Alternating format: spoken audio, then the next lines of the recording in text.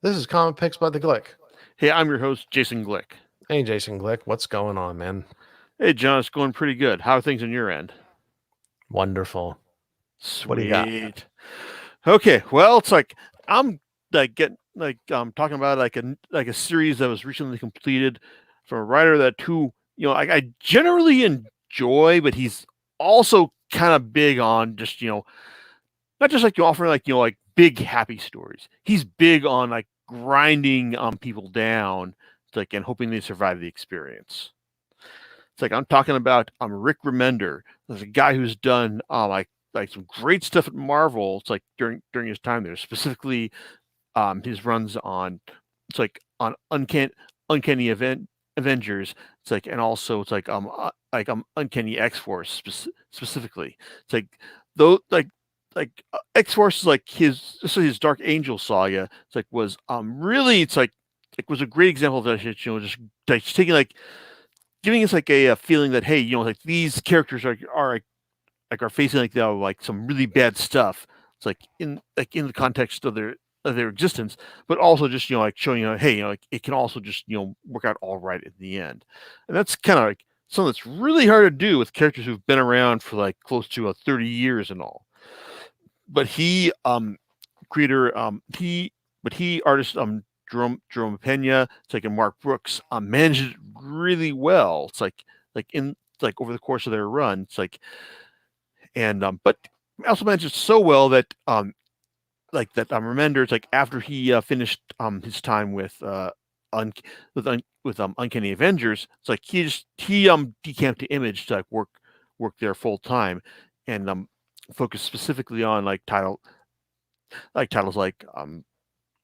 like Deadly Class. It's like Low. It's like the Scumbag. Or recently, it's like Tokyo. Um, it's like Tokyo Godfathers, not the Tokyo Godfathers. Tokyo Godfathers was the anime that Satoshi Kon did. Um, Tokyo Guard. Dang it, I can't remember. It's like that's terrible.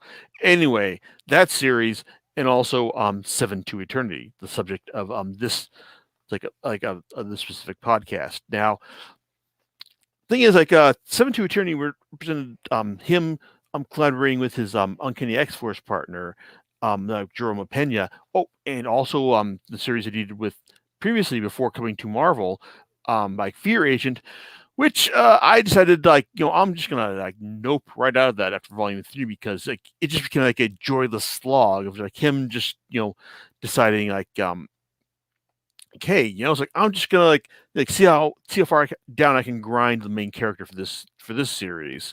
It's like, and I just thought like oh man, I don't have the time for this. It's like, and I kind of felt the same way for for Low as well after its first volume. But Seven to Eternity, well, it's like okay, this is something that he's coming off of like his big Marvel successes. So it's like I kind of want to see where he's going with this. Um, After four volumes over like say like close to 5 years, it's like it's um it's interesting. It's like on one hand, it's like prior to reading through volume four, it's like I was all set to say that this is something where I remember it set up a series that had gotten me to care about someone in like someone in this series who wasn't the main character. I was just like hoping that this person like was going to be like like the driving force like like in the end, but nope. It's like because Seven to Eternity is a story of one Adam Osidis. He's a he's a guy. He's the son of Zebediah Osidis, a Mossack. And in the context of this series, like Mossack are like our characters who are an elite guard of the like of the kingdom of Zal. It's like, and they've all got their own like specific special abilities, like superheroic or X-Men or mutant specific kind like that. But the thing is that one of the Mossack, um, a character by the name of Garlus Slum, it's like had a specific ability that whoever entered into an agreement with him, it's like be it like if they if he made them an offer and they accepted it, then it's like then they would It's like then they would be like subject to his whims. Like he would be able to see see through their eyes, and it's like and I can just and I can know their thoughts. Basically, it's like he'd be able to have control over them. It's like, and this is something that he found out like early on as a kid. It's like, and as he grew up, like he realized that this is something he could use to basically like enact control over the Mossack and over the it's like over the like the general populace of Zal as well. It's like and it could just be like something simple, whether it's just it's like hey, if you it's like I will study better. It's like if you will give me something like dessert, like which is how he first learned about how his ability worked through his tutor from the Mossack, and also that tutor when he did that, like he found out that his tutor thought he was scum. That he was just like, I'm only like tutoring you just to make myself look better in the eyes of everyone else. And like that's something that's going to have like a real big effect on like a kid who is just like trying to like do the right thing. But once some Garland's figure out this is how the world works, well, it's like I why not I just like enslave it and just like bend it to my will. The catch being that his friend like in the Mossack, Zebediah Osidis, when he found out about this, it's like he vowed to expose what Garlus was doing. But the problem was that Garlus's influence, like through his ability, had already spread so far into the Mossack that like that no one would believe him, and that any attempt that Zebediah tried to make to expose this was basically meant through through rebuttal. It's like and it basically and Garlis basically like used this ability to just like ruin it's like Zebediah's like reputation. Basically like as he used his ability to become like the Emperor of Zal. It's like he also just uses to basically just ruin like Zebediah's like reputation as like one of the honest people of the Mossack. And Zebediah basically just like said like, hey, you know what, fuck this, man. It's like I'm taking my family. It's like we're going out on the frontier. It's like we're not going to be part of your your corrupt reign and all. It's like, and it's like that's kind of how it is. Like Zebediah just like just isolated his family. It's like to get them away from Garlus's influence, and that's how it is, and that's how the series begins. When it's like one of Garlus's children, the Piper, it's like his ability to control people with his magical flute playing. It's like pays a visit to them. It's like and winds up killing Zebediah, but also like issuing an ultimatum to like his surviving son, Adam. It's like Adam is married to Adam has a wife. It's like and it's like and 6 kids. So and this is important. But and so he tells them that hey, if you don't make things right with Garlus, then like hey, like we'll just come back and kill you like later on. And that's kind of what like sets the series in motion. Like Adam going to Garlus to like try and on one hand like either set things right or just kill Garlus because also the thing is like Adam is slowly dying because of an unspecified parasitic infection. Like for the lack of a better term, like if you've read enough like manga, he's got like fantasy tuberculosis. It's like he coughs up blood to let you know he's dying. But as far as like the specific nature of his disease, well, like he's dying because he's coughing up blood. Yeah, that's how it is. He's got fantasy tuberculosis, and he figures that hey, like he can like he can hear Garlus out, accept his offer, and just then die. It's like about a month later. Except that, well, that's not what Garlus has planned. Garlus offers him the chance that, hey, you know what? I can cure you. I can make it so that you can, like, you don't have to like be mercy to this disease. It's like you can go back to your family, so you can live like to a ripe old age with them. And it's that's an offer that it's mighty tempting to Adam to hear out. Except that as he's hearing it out, Well, that's when Garlus's throne room comes under attack by some rebel Mossack who have survived. Like the Garlus's initial purge of the order. It's like, when I say purge, I mean like he kind of convinced the original, like the people who were surviving, to just, hey, maybe kill yourselves and all. So they've managed to find a way to take him at to take him out, because his one of his concubines, Javila, it's like a red skinned fairy type person who was sold to him by her parents for reasons which will become evident in volume 2. Well, it's like they these heroes, it's like a healer, it's like a fighter who can adapt arms to their limbs to their damaged limbs to their own body. It's like a goblin who can assume other other shapes. It's like a white witch who has a gift of foresight.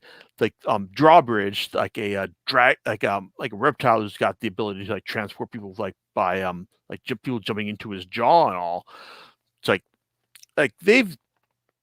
they've got this the 7-member order. It's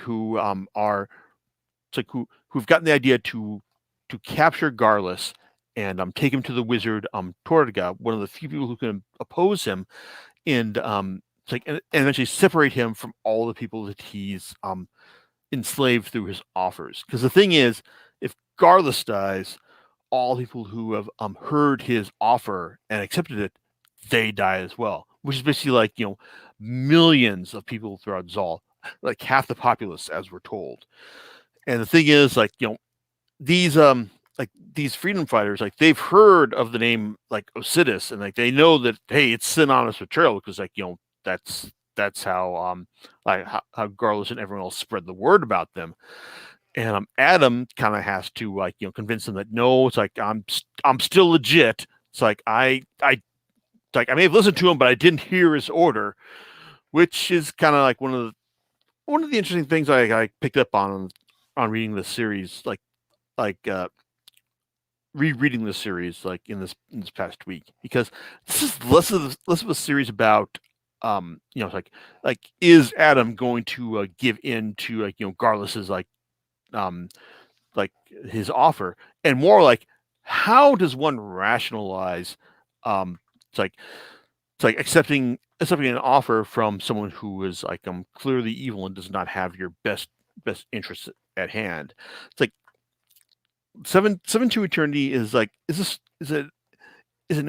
interesting story that that basically sets up the idea of even though Adam is kind of the main character, and each issue basically has it has an excerpt from the journals of Adam Osidis, and it's not until the final issue of the final volume where you find out that, oh, so this is where these journals are coming from.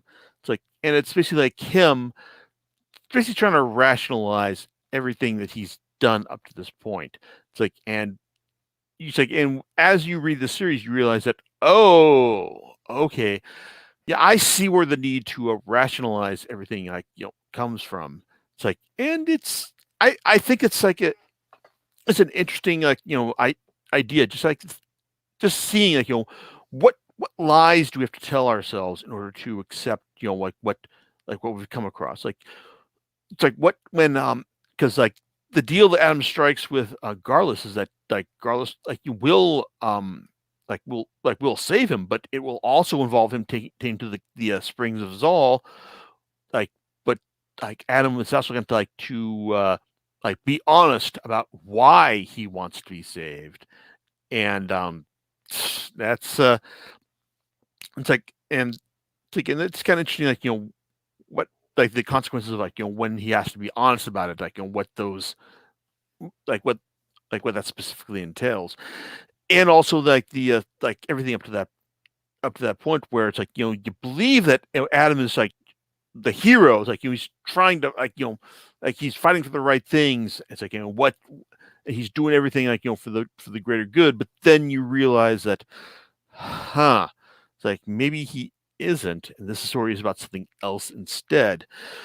And and before I reread things, I was actually more interested in seeing how things worked out for Garlus, because Garlus is easily the most interesting character, because he's it's like I said, he's someone who is engineered things, that he is like the ruler of this. It's like of this land, like through his specific ability. So again, while like these people like who are fighting against him, like they've got their own plans to like how to deal with him. Well, it's like Garlus actually kind of struggles a lot to to talk about why he believes he's the right person for, for this job. It's like in like in ruling Zol. It's like, and also just like why he's like why his like he believes that under his rule more people have lived than would have died otherwise. It's like, and that's interesting to think of, especially when you get the idea that I was talking about earlier, when like he's being taught by someone who believed that he was like scum and deserved to die. And like this is when he was a kid, and he realized that it's like, hey, it's all about appearances more than anything else. So it's not like, so Garlus may do a lot of like bad things. He might be responsible for a lot of bad things in the series, but you understand why he's doing it, and that makes him more of a antagonist, than an outright villain.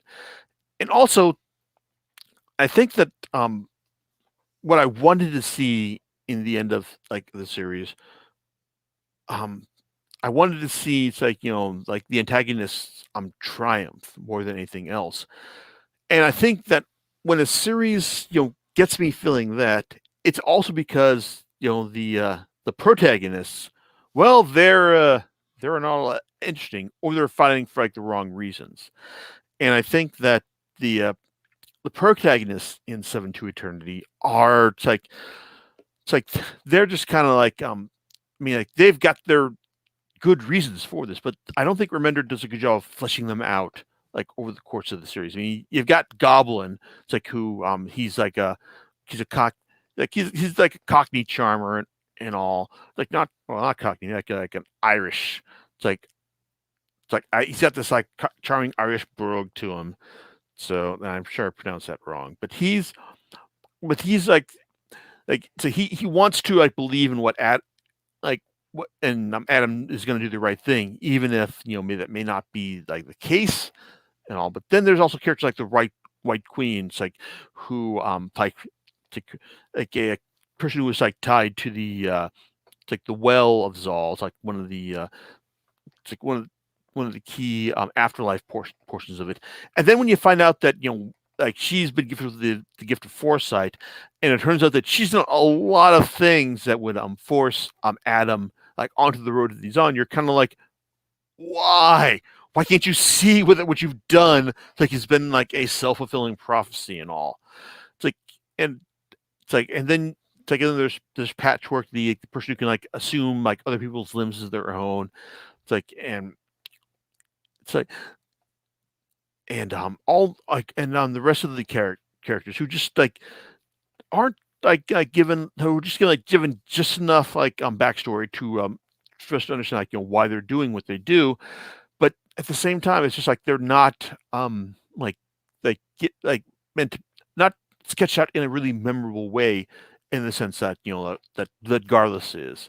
It's like, and like and but because by the end of the volume, it's like by the end of the series, Garlus is like, he's still, it's like he's still kind of a villain. It's like, and he also realized that let's like Adam know that in the end, everything I was doing was just to prove a point to your dad. And as far as like what that meant, well, I'll just read the series yourself, because as much as because even like I think Remender does a good job of like a world building and building and testing out the characters that he intends to. He also has a fairly conventional sense of morality, as I may have mentioned, like when he's in my review of it's like of the scumbag, because hey, it's like like this guy may be like scumbag, maybe like a terrible person, but he's not like completely unhateable. It's like, which it's kind of a problem when you're saying that, hey, like, this is a series about the worst person in the world who may be able to save it, and you're thinking like, wait, really? It's like but still he's out. He still does the right thing in the end, and you're kind of like, oh man, like that's kind of annoying and all. But with 7 to Eternity, it's like I think that when he's focusing on Garlus's like character, it's pretty interesting and like goes against the grain. Um, Adam Adam's story and all, it's like I can't really say too much about that because in the end, the series kind of like defaults to like a conventional morality, but at the same time, I kind of like the idea that in the end, after everything was done, Adam was able to live for 200 years, like doing his own thing, and that even though we're